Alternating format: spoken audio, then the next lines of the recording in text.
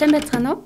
Спортын кино тайлбар контентын эхний дугаараар уулзж байгаа да. Баяртай байна. Кино сонирхогч тэр дундаа спортын кино сонирхдаг спортлог залуустаа зориулаад өнөөдрөөс эхлэн спортын шилдэг кинонуудыг ярьж өгөхөөр боллоо. Сабадарч биднийг дэмжээрэй. Хамгийн эхний дугаараараа ярих кино бол боксчин залуугийн бодит түүхээс сэтгүүлэн хийсэн Cinderella Man буюу Үнсгэлчин гэр гэдэг киног ярьж өгөхөөр бэлтлээ. Нью-Жерси мужийн хагас хүнд үнэмлэхий жингийн аврагын төлөөх тулаанд Байерны бухнахаа хочид Джеймс Ж. Брэдок ялалт байгуулж байгаагаар киноны үйл явдал эхэлнэ. Киноны гол дүр болох Джеймс Ж. Брэдок 1905 оны 6 дугаар сарын 7-ны өдөр Америк нэгдсэн улсад төрсөн. Түүний бүтнээр Джеймс Болтер Брэдок. Анхны тулаанаа 1923 оны 11-р сарын 27-ны өдөр Хөнгөнжинд эхлүүлж байсан. Анх 21 наснда мэрэгжлийн тулаанч болж 3 жилийн дотор 2 хожигдол 44 ялалт гэсэн амжилт үзүүлсэн байна. 21 тулаанаа хүнд цохилтоор ялж тухайн цаг үедээ шуугилж байсан боксчин байжээ. Джеймс гарны бэртлийн улмаас олон тулаанд ялагдал хүлээснээс гадна Америк нэгдсэн улсын их хямралаас шалтгаалж бокс орхин гэр бүлээ тэжээхийн тулд ажил хийж байгаад 1934 онд боксын рингээ эргэн ирсэн. 1935 онд болсон дэлхийн аваргын төлөөх тулаанд ялалт байгуулсны дараа Америк нэгдсэн улсын сэтгүүлч богино өгүүлбэрийн зохиолч Damon Runyon Үнсгэлчин гэр хочийг түүнд өгсөн нь хожим энэхүү нэрээр кино болсон түүхтэй. За ингээд кинонд орцгоё. Хямралын үед Джеймсийн гэр бүлч санхүүгийн асуудалд орж хоол хүнсний дутагдал үүсч өдөр өдрөөр хоолоо хуваан иджээ. Тухайн үед Америк нэгдсэн улсын ажлын олдоц бага байсан учраас Джеймс өдөр бүр бомб дээр ажил олгогчид сонгогдох гэж олон хүнтэй чиглэлтэн зогсно. Гэвч ажил олгогч тоотой хийдэг хүнийг л сонгоно.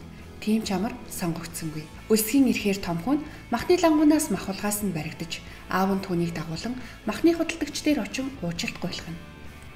Ажил олдоогүй учраас Джеймс дахин бокс тоглохоор тулаанд оролцсон. Гэвч түүний баруун гарын бэртэл бүрэн эдгээгүй учраас өөрийн тоглолтоо үзүүлж чадахгүй л байлаа.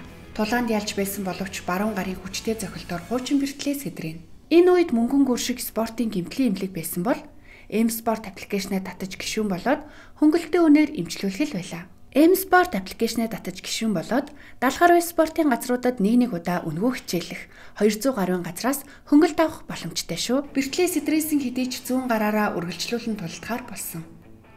Гэвч зууралдсан сонирхолгүй боксыг үзэгчид хүсээгүй улмаас шүүгч тулааныг цуцлана. Тулааны дараа менежер Жо боцооны мөнгө авахар ирэхэд Ноён Джонстон уурлаж мөнгө өгөх нь байтугай Джеймсийг дахин тулаанд оруулахгүй гэсэн шийдвэр гаргана. Джеймс боцооны мөнгө болон дахин тулдах талаар гуйх хэдий ч Ноён Джонстон түүнээс татгалзан түүнийг орхин явна. Ингээд Джеймс гар хоосон гэртээ ирж их нартээ болсон явдлыг хэлэхэд "Эхнэр Мэй, гар чинь хугархай. Ажил хийж чадахгүй учраас хүүхдүүдээ ихчих рүүгээ явуулна" гэхэд Джеймс хариудна. "Би ажил хийж чадна" хэмээн хоорондоо маргалдах боловч нэгнээсээ уучлалт гуйснаар тэд эцэст нь эвлэрнэ. Дараагийн өдөр ажил олгогч 5 хүн сонгох бөгөөд энэ удаа Джеймс сонгогдож ажил хийхээр болно. Ажил олгогч Джеймсийн гарыг хугархай байгааг мэдэх бөгөөд ажил хийж чадахгүй гэх боловч найз нь түн тусалснаар ажлаа үргэлжлүүлэх боломжтой болжээ. Үүнтэй зэрэгцэн үзэгдэл солигдож тэдний гэрийн тогийг тогны мөнгөө төлөөгүй шалтгаанаар цахилгаанчин таслана. Джеймс байгаа мөнгөө тоолж нөхцөл байдлын талаар их нартыгээ ярилцсан. Тоггүй болсон тэд хашааны мод хугалж төлөх хэдий ч энэ нь өвлийг давахгүй гэдгийг эхнэр нь ойлгоно. Гэр нь хүйтэн хоол хүнсний дутагдлаас шалтгаалж хүүхдүүдэн ээлжлэн өвчин тусч эхэлнэ. Энэ бүхнийг тэсэлгүй эхнэр нь 2 хүүхдээ аавынх руугаа, 1 хүүхдээ эгчийнх рүүгээ явуулсныг Джеймс мэдээд эхнэртэйгээ ахин муудалцсан. Джеймс "Хүүхдүүдээ хаашинч явуулахгүй гэж би амласан. Чи миний амлалтыг үгүй хэлээ" гэж хэлээд уурлаад түүнийг орхин явна. Тэрээр хүүхдүүдийн төлөө од тамирчин гэдгээ үл хайхран бардам зангаа хайж үнчин ядус туслах төвд очиж халамж авахаар цонхонд очино. Халамжийн ажилтан "Чамайг харах хачин санагдлаа Джеймс" гэхэд юу ч хэлэлгүй мөнгө авч явна. Халамжийн төвөөс авсан мөнгө нь тогны мөнгөө төлөхөд хүрэхгүй байсан учраас боксing удирдлагууд хамтран зүтгэгч нартай үнэн учраа хэлнэ. Үнчин ядус туслах төвөөс надад $12 өгсөн. Тогны мөнгөө төлж хүүхдүүдээ буцаан авч ирэхэд надад $18 дутуу хэмээн тэднээс гуйлга гуйна. Үлдсэн мөнгийг нь менежер Жо түнд өгснөөр хүүхдүүдээ гэртээ авчирч чадна. Хүүхдүүдтэйгээ хамт явахын тулд алдар нэрээ үл том гуйлга гуйх аавын дүр зураглал энэ киноны сэтгэл хөдлөм хэсгүүдийн нэг. Хөршүүд бөөндөө цуглан төрсөн өдөр тэмдэглэх үед найз Майкл ихнэр Майклд хандан хүүхдийн ч төрсөн өдрийг тэмдэглэж чадахгүй талаар хэлснээр тэд маргалтна. Тэдний маргалдахыг харсан Джеймс болиулах гэж оролдсон боловч Майкл Джеймстэй муудалцсан. Джеймс түүнийг цохилгүй түлхэхэд найз нь уурлан явна. Эхнэр нөхрөө өмөрч Джеймс рүү уурлана. Менежер Жо Джеймстэй уулзаж Гриппинтэй өрсөлдөх тамирчин бэртэл авсан. Бусад тамирчид бэлтгэлгүйгээр Гриппинтэй тулдахаас татгалзсан учраас нэг өдрийн дотор өрсөлдөгч болох хэрэгтэй болсон. Энэ тулаанд 3 эдис чадвал $250 өгнө гэхэд Джеймс зөвшөөрч дахин тулаанд орох боломжтой болно. 1934 оны 6 дугаар сарын 14-ний өдөр Мэдисон Сквер Гарden олон тулаанд ялалт байгуулсан. Джеймсээс 6 насаар дүү ганц ч удаа хүнд цохилтоор ялагдаж байгаагүй Гриппиний эсрэг Джеймс Ж. Брэдок. Тулааны өмнө Джеймсийг хоол идээгүй байгааг мэдсэн менежер Жо түүнд хоол өгнө. Гараараа идэх гэж байхад нь Жо түүнийг болиулж халбаг авч ирэхээр явна. Жо хүлээлгүй үлссэн Джеймс хүн харж байгаад яг л нохоо шиг л идэнэ. Тулаан эхлэхэд бэлэн боллоо. Дахин дэмжээдээ гарсан түүний сэтгэл хөдлөж байлаа. Гэвч бүх бооцоо түүний эсрэг. Түүнийг 2 дугаар үеч тэсэхгүй хүнд цохилтоор ялагдана гэсэн яриагаар тулаан эхэлнэ. Джеймс хүнд цохилтонд орлоо. Гэхдээ бас чадна. Тулаан үргэлжилж угсраа 2 цохилт хийснээр эхний үе дуслаа. 2 дугаар үе. 3 дугаар үед ширүүн тулаан үргэлжилсээр 2 тамирчны ээлж дараалан цохилтууд. 3 дугаар үе. Джеймс өрсөлдөгчөө хүнд цохилтоор унгаалаа. Гриппин босч ирэх боловч Джеймс үргэлжлүүлэн зогсоор. Дэлхийн боксын хүнд жингийн авраг жиндээ 2-т бичигддэг Гриппинийг 3 дугаар үед хүнд цохилтоор яллаа. Ордонд үзэгчид шуугилцсаар. Тулааны дараа Джеймс үлдсэн хоолой эдэнгээ менежертэйгээ ярилцсан. Жо түүнээс зүүн гарын цохилт чинь сайжирсан байна. Джеймс хариудна. Мөнгөний хэрэг гараад бомбт дээр зүүн гараараа юм зөөсний хэрэг гарсан болов хэмээн инээмсэглэнэ. Эцсийн солигдож Гриппинтэй дараагийн тулаан зодтолдох байсан. Хүнд жингийн дэлхийн авраг Макс Баяр өрсөлдөгчөө аимшигтайгаар зодож байгаа тулааныг үзэн зогсоно.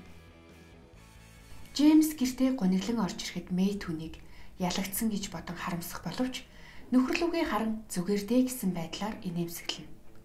Энэ үед Джеймс шагналын мөнгөө гаргаж ирснээр бүгд маш их баярлаж хоолоо идцгээв. Маргааш нь Джеймс дахин ажилд сонгогдож Майк найзтайгаа ярилцсангаа бомбдод ажиллаа хийв.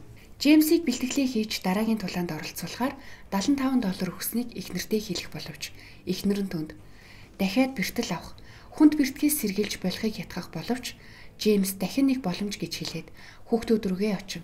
Тэмцээнд орох талаар хэлж хүүхдүүд нь баярлана. Энэ үйл явдлын дараа эхнэр нь менежер Жод уурлан дахин тэмцээнд оруулж нөхрөө зэрэмдэг болгоулмааргүй байна. Тансаг байрнаасаа гараад ир гэж Жогийн гэрийн хаалгыг цохино. Жо хаалгаа тайлах бөгөөд үнэн хэрэгтэй менежер Жо гэрийн бүх тавилгаа зарсан. Сүүлийн тавилгаа зарж Джеймст бэлтгэл хийх мөнгийг нь өгсөн байлаа. Жо Джеймст одоо хүртэл итгэж байгааг Жогийн эхнэр Мэйд хэлж түүнийг ятгахна. Кадр солигдож менежер Жо Джонстон дээр очино. Джеймсийг тулаанд оруулах. Ингэснээр чиний тамирчин Джеймстэндээ тулаан хийж бэлтгэлээ бацаана. Чи бас илүү их мөнгө олох боломжтой гэж түүнийг ятгахна. Менежер Жогийн ятгалгийг Джонстон зөвшөөрснөөр Джеймсийг дараагийн тулаанд оролцох болсныг түүнд хэлнэ. Мөн Жо Джеймсийг ялан гэдэгт итгэж байгаагаа түүнд хэлнэ. 1934 оны 11-р сарын 16-ны өдөр Мэдисон Сквер Гарden Джеймс Ж. Брэдок, Джон Хенри Лүсийн эсрэг. Джеймс түүнийг хүнд цохилтоороо буулгаж авна. Джеймс ялсаар. 1935 оны 3 дугаар сарын 22-ны өдөр Мэдисон Сквер Гарden Арт Ласки, Джеймс Ж. Брэдокийн эсрэг. Ордны тайлбарлагч Джонстон Арт Ласкиг Макс Баяртай хийх тулаанд бэлтгэх зорилгоор Джеймс Ж. Брэдоктой тулдуулж байгаа талаар тайлбарлагч хэлснээр тулаан эхэлнэ. Ласкигийн хүчтэй цохилт Джеймсийн хавиргыг хугаллаа. Үргэлжлүүлэн Арт Ласки Джеймсийг затсаар. Тэр ялагдаж үл болно. Түүний нүдэнд эхнэр хүүхдүүд нь харагдаж тулаанаа үргэлжлүүлж угсраа хүчтэй цохилтуудаар өрсөлдөгчөө хүнд байдалд оруулж тулаан өндөрлөнө. Джеймс Ж. Брэдок шүүгчдийн саналаар яллаа. Тулааны дараа хүүхнүүдтэй зугаатж байсан Макс Баяр дээр менежер нь очиж Арт Ласкиг Джеймс ялсан талаар хэлнэ. Үзэгдэл солигдож Джеймс үнчин ядуус туслах төвд ирж авсан мөнгөө буцаан өгөөд инээмсэглэн гарна. Цэцэг барьсаар эхнэр дээрээ ирэх боловч Майклийн эхнэр Сара гэрт ирсэн байх ба Майклыг алгуулсан талаар Джеймст хэлнэ. Ингээд Джеймс найзыгаа хайж Нью-Йорк хотын төв цэцэрлэг түрээлэнд очино. Джеймс Майклыг олох боловч Майк хүнд бэртэл авсан байлаа. Майкл Джеймст хандан Сараад намайг хэлээрээ оройтно гэж гиснээр давнуурганд дамжуулан явна. Үзэгдэл солигдоход нэгэнд оройтсон тодорхой болж Майклийн оршуулах ёслол болж өнгөрнө. Сүүлийн шийдвэрлэх тулааны өмнөх хэвлэлийн хурлын үеэр нэгэн сэтгүүлч тулааны талаар асуув. Джеймс хүн бүрт 2 дахь боломж байдаг гэдэгт итгэдэг. Надад сайхан эрүүл өсч буй 3 хүүхэд байна. Бас хэний ч хүсэх хүсэмжит сайхан эхнэр маань байна. Өөр нэгэн сэтгүүлч халамжаа буцааж өгсөн талаар асуухад Джеймс би агуу гүрэнд амьдардаг гэдэгтээ итгэдэг. Хүнд хэцүү цагт ирсэндээ туслахад хөл дээрээ зогсох үедээ буцааж өгсөн. Эхнэрээс нь өөр нэгэн сэтгүүлж асуув. Макс Байер ринг дээр 2 хүний амьд хүрсэн. Энэ талаар танд бодсон зүйл байгаа юу? Нөхрийнхөө амь насны төлөө санаа зовж байна уу? Гэхэд эхнэр нь дуугүй байх бөгөөд Джеймс хариуд нь харин би Макс Байерт санаа зовж байна гэснээр хэвлэлийн хурал өндөрлөнө. Ноён Джонстон менежер Жо болон Джеймс нартай уулзсан тэдэнд хандан инхүү хэлнэ. Хэвлэлүүд энэ тулаан үхлээр дуусна. Тулааныг цуцлахгүй бол тулааны дараа биднээс хариуцлага нэхнэ хэмээн өмнө нь Макс Байертэй тулдаж нас барсан тамирчингийн бичлэгийг үзүүлж Джеймсээс тулааны талаар бодож үзэх талаар хэлэхэд Джеймс хариуд нь бокс аюултай гэж үү? Бомбт дээр бас хүн өгдөггүй гэж үү? Гэснээр түүнд хариуг нь өгнө. Менежер Жо Джеймс нар эхнэрүүдийн хамт оройн хоол идэх зур Жо хэвлэлийн мэдээг уншина. Жо Дэмрийн үсгэлжин эрийн талаар бичсэн байна гэхэд эхнэрүүд нь үнсгэлчин эрен Джеймс юм уу гэж инээлдэгтэй зэрэгцэн тэр ресторанд Макс Байер орж ирнэ. Түүнийг тулааныг болиулах зорилгоор Джонстон явуулсан байлаа. Джеймс Макс Байер дээр ирж чи намайг дивжэн дээр ална гэж ярилцлага өгсөн байна лээ. Би эхнэр 3 хүүхэдтэй. Гэр бүл маань санаа зовж байгаа шүү дээ гэхэд Макс Байер ринг дээр битгий гарч ирээрээ. Үзэгчид чамайг хүндэлдэг. Битгий гарч ирээрээ. Үлгэрт ч гэсэн бааtruуд өгчл байдаг гэх мэтэр хорон үг чулуудна. Менежер Жо ринг дээр тааралдъя. Явъя гэхэд Джеймсийн эхнэр ирнэ. Макс Байер ийм сайхан эхнэр гинэт бэлэвсэн үлдвэл яана. Энэ залууг өгөхээр эхнэрийг нь бэр болгон авд юм уу? Гэхэд эхнэр нь уурлан ус цацна. Макс Байер харвуу эхнэр нь өмнөөс нь тулаан хийдэг байх нь гэхэд Джеймс илтгэр тийм ээ би азтай гэснээр тэдний маргаа өндөрлөнө. Джеймс хүүхдүүдтэйгээ гэртээ бокс тоглож байхад эхнэрийнх нь нүдэнд найзынх нь бэлэвсэн эхнэрийн дүр зураг харагдана. Нөхрөө өгөхгүй хэмээн айж хүүхдүүдэд загнана. Та нар бокс тоглохгүй, коллежид явж мэргэжил эзэмшин хэмээн уурлана. Джеймс тулааны талаар эхнэртэйгээ ярилцсан. Эхнэр нь түүнийг энэ тулаанд оролцохгүй байх шалтгаан болохгүй бол гараа хугал чамайг алтхаас айж байна гэх боловч Джеймс бодлоо өөрчилсөнгүй. Тулааны өдөр 1935 оны 6 дугаар сарын 13. Джеймс эхнэр хүүхдээ үлдээн тэднийг үнсээд юу ч хэлэлгүй тулаан руугаа явна. Сүүлийн үдэлтийн уулзалт чимшиг нэг л гунигтай. Мэй хүүхдүүдээ айлд үлдээж Джеймсийн төлөө залбирахаар сүмд ирэхэд сүм дүүрэн хүмүүс огтно. Сүмийн ламтан Мэйд хандаж тэд бүгд Джеймсийг өөрсдийнх нь төлөө тулдаж байгаа хэмээн залбирахаар ирсэн гэдгийг нь хэлнэ. Тулааны өмнө менежер Жо Джеймс нар бэлтгэлийн өрөөнд өмнөх тулаануудын талаар ярилцаж байх үед хаалга тогшино. Жо уурлан хинбэ гэхэд Мэй орж ирэхэд Жо зөрөөд гарна. Мэй чамд миний дэмжлэг хэрэг болох уу гэд ирлээ. Чи бүгдийг нь ойлгож байгаа. Боксоос холдож болохгүй мүү? Чи миний авраг, хүүхдүүдийнхээ баатар. Чи Байерны бүх нохоо шүү дээ. Энийг санаж яваарай гэж түнд сэтгэлийн дэм өгөөд. Гэртээ уулзцгаая. Гуй, Жими, гэртээ уулзсан шүү гэд түүнийг үнсээд явна. Ингээд дэлхийн аваргын бүсдийн төлөөх тулаан эхэллээ. Джеймс J. Braddock, Макс Байерын эсрэг. Джеймсийг ордонд орж ирэхэд танхимд байсан үзэгчид бүгд чимээгүй болж түүнийг угтана. Джеймс чи ялах уу гэж нэгэн үзэгч орилсноор танхимд цугласан бүх үзэгч түүнийг дэмжин шуугилдана. Макс Байер 1909 оны 2 сарын 11-нд төрсөн. Джеймстэй тулдах үедээ 40 ялалт, 2 хожигдол гэсэн амжилттай байсан бөгөөд түүнтэй тулалдсан 2 боксчин тархины гэмтлийн улмаас нас барж байсан байна. Ингээд тулаан эхэллээ. Макс Байер Джеймсийг өдөж тухуурхаж эхэлнэ. Түүнд албаар зохиулна. Ордны тайлбарлагч Джеймс хэдэн үед тисэх бол Макс Байер хэддгээр үедээр хүнд цохилтоороо ялах бол гэснээр эхний үе дуусна. Гэхдээ тэдний бодож байгаа шиг тулаан хурдан дуссангүй. 2, 3, 4, 5, 6 дугаар раунд энэ тэнцүү тулаан үргэлжилсээр 7 дугаар раунд эхлэхэд Макс Байер аимшигтай төрөх гаргаж хүчтэй далаалттай цохилтоо хийхээр очиход Жогийн царай хувьсгийв. Макс Байерын хүчтэй дараалсан цохилтуудаар үргэлжлэх боловч үеийн төгсгөлд Джеймс дараалсан хүчтэй цохилт хийснээр Макс Байер шатаж үгээр дайрна. Тоглолтыг радиогоор шууд дамжуулж байлаа. Эхнэр хүүхдүүддээ тоглолтын тайлбарыг сонсохгүй гэсэн боловч хүүхдүүд нь хулгайгаар сонсож байлаа. Мэй тэдэнд юу ч хэлж чадсангүй. Мөн тэрээр тоглолтын тайлбарыг сонсож үл чадна. Тулаан үргэлжлэнэ. 11-р раунд дуслаа.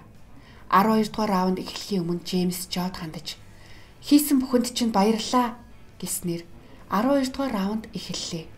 Джеймсийн дараалсан хүчтэй цохилтууд оновчтой болж Макс Баяр хүнд байдалд орж улмаар Джеймст хориотой цохилт хийн. Тулаа улам ширүүн болсоор үзэгчид орилсоор бүгд л энэ тулаанд итгэж чадахгүй байлаа. Сүүлийн 15 дахь раунд эхэллээ. Макс Баярын хүчтэй цохилт, Джеймсийн хүчтэй цохилт ээлж дараалсан цохилтууд. Макс Баярын маш хүчтэй баруун гарын дархан цохилт оновчтой боллоо. Джеймс гэхдээ унсангүй. Түүний нүд бүрэлцэж Макс Баярын өрсөлдөгчөө алсан цохилт нь нүдэнд харагдахад Макс Баяр ойртон ирж зохих гэхэд Джеймс цохилтоос нь болтон ээлж дараалсан цохилтууд өгсөөр тэд тулалдсаар л цаг дуусахтай зэрэгцэн Джеймсийн 3 дараалсан цохилт цаг дууслаа. Хин чин тулаанд Джеймсийг 15 үе тулалдана гэж бодоогүй. Харин хэддгээр раундад хүнд цохилтоор Макс Баярыг ялах талаар ч ярьж байлаа. Джеймс маш сайн байлаа гэх зэргээр ордны тайлбарлагч тайлбарлана. Шүүгчдийн шийдвэр гарлаа. Шүүгчид санал нэгтэйгээр дэлхийн хүнд жингийн авраг Джеймс Ж. Брэддог болсныг зарлана. Бүгд маш их баяртай байлаа. Спортын хамгийн сайхан мөч юу вэ? Тулаанд ялагдсан ч өрсөлдөгчдөө баяр хүргэж байгаа тэр мөч л хамгийн сайхан. Джеймс Ж. Брэддог 2 жилийн дараа аваргын цолоо хамгаалах тулаанаа Жой Льюистэй хийж эхний раундад хүнд цохилтонд оруулсан боловч Льюис ялалт байгуулсан. Жой Льюис карьераа 63 ялалт 3 хожигдолтын амжилттай. Эхний 24 тулаанаа ялалт байгуулсан. Хүнд жингийн алдартай хар арьстай тоглогч бөгөөд Джеймсийн талаар өөртөө нучирсан хамгийн эрэлхэг өрсөлдөгч гэж хэлсэн байдаг. Джеймс мэрэгчлийн замлаа өндөрлүүлсний дараа 2 дугаар дайрны промтод тулалдаж байсан юм. Тэрээр Макс Баяртай хийсэн тулааны шагналын мөнгөөрөө Нью Жерсид байшин худалдан авч эхнэр Мэйийн хамтаар насан туршдаа тэндээ хамтдаа амьдарсан юм. Джеймс 1974 оны 11-р сарын 29-нд 69 наснда нас барсан бол түүний эхнэр Мэй Фокс 1985 оны 9-р сард 89 наснда нас оржээ. Энэ хүртэл хамт байсан та нартаа баярлалаа. Лайк, сабадарч биднийг дэмжээрэй.